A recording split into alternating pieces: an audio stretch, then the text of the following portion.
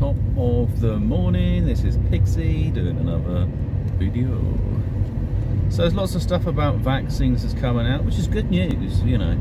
It means that people that are vulnerable can have the opportunity to get vaccinated, especially if they fall into certain criteria. I mean, it's very simple.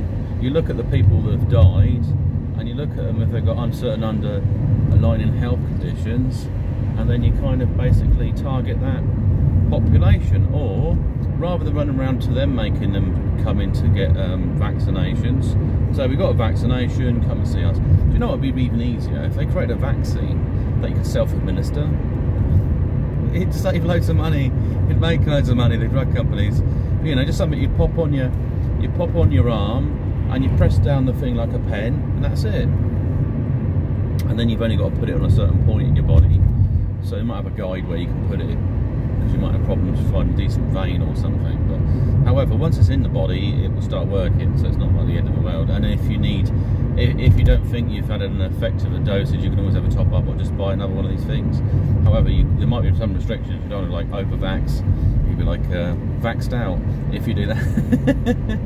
You have viral vax, you have vax fatigue. That's what you'll have. See, all these different terms we can make up. People say, "Oh, you're anti-vax." We should always challenge these things. If someone says that, it's sort of like, okay, so what level's that? And it's, oh, you're into conspiracy. Hang on, I think about things openly, but I don't necessarily run around telling people not to do things. It's like you cannot question the system. If you do that, there's big problems. And what about people that are very pro? They just kind of swallow the pill and that's it. They say, whatever you say, because you're a trusted body, I've stopped thinking, I will do exactly what I'm told.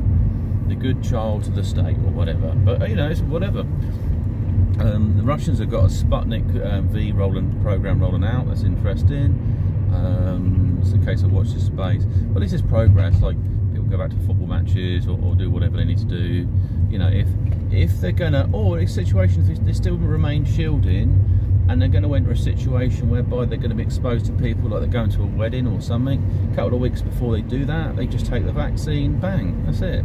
Young people don't really need it. It's not causing any severe problems. It's a lovely, I should have focused the other way around, it's a lovely kind of morning dawn at the moment.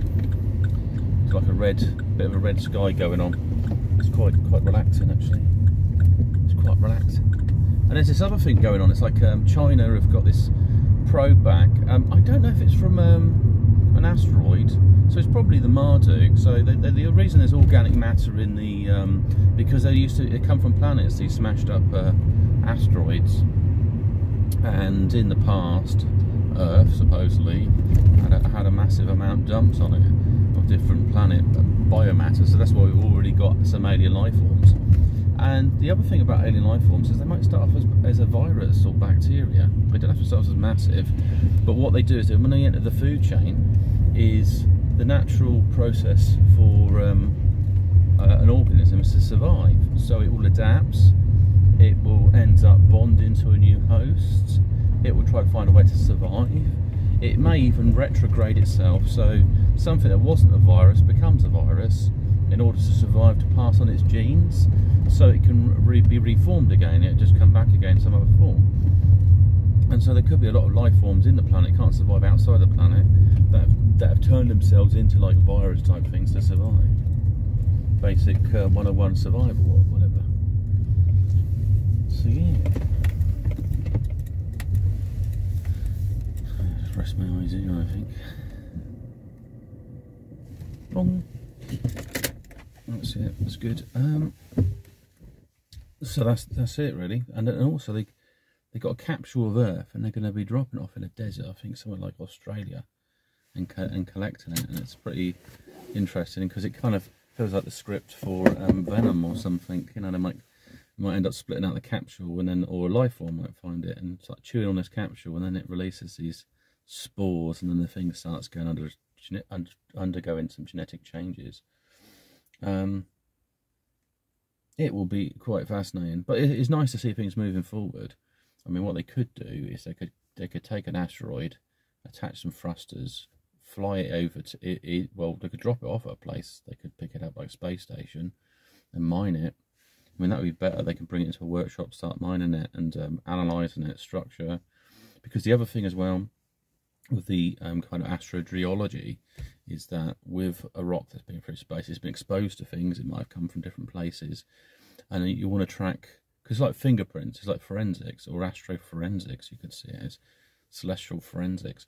You'll be trying to figure out where it's come from, what it's been exposed to. You know, it could have been involved in collision. Was it the production produced as a molten form when it got expelled by something, an eruption or something? So there's a whole host of stuff there that can potentially, new areas and new sciences, is what I've just mentioned. You know, things that we're doing here, but with an astro element added to it, and then tracking that and gaining information for that. It'd be nice if we find other organic components out there. I mean, basically my understanding of it is life is elemental, so where it has the right conditions, it will eventually thrive and exist. It's just like fire, you know, like saying we could have this philosophy that you need to create a fire for a fire to exist, but we know that naturally fires occur anyway. It's just a matter of conditions and something causing the likelihood of a reaction that brings about it. And that's the same for it. I mean, it's just, I think it's usually some electrical energy that causes the DNA to form. Once you've got some basic molecules, then they start adapting and developing themselves. And there may be a component of the universe has a consciousness, and so it's got that as a platform. It starts to rebuild itself in the same way that we, you know, but like Lego, you stick it together and you start building it. At the first, you just like one block on another block, and you're thinking, oh, it's boring. But then you start realising you can build a form, and you build it up. Some other things possibly. I mean, if other worlds have collided, let's say your spirit or your soul, okay, your spirit is connected to the planet in some way that you're born in, and maybe you can be born and you can be rebirthed in other planets, but your soul is tethered to it.